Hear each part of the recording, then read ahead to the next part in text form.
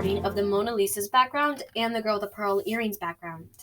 In the end, the listeners will get to decide for themselves who has the most interesting past. First up, the Mona Lisa.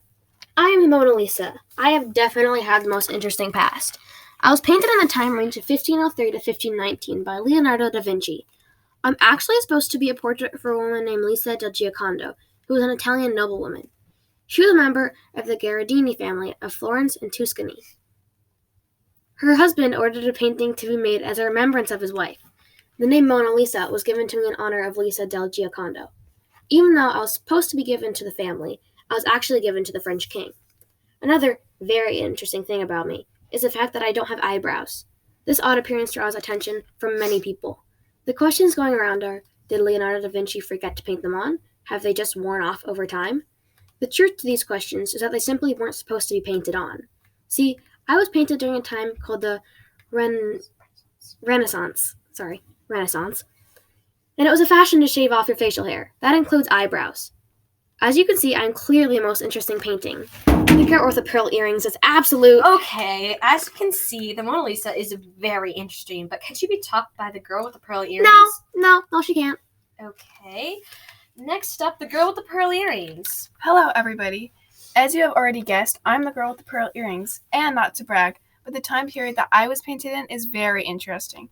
I was painted in 1665 by Jonas Vermeer, which, I might say, was the same time period as the Great London Fire and Great Plague, two very important parts of history.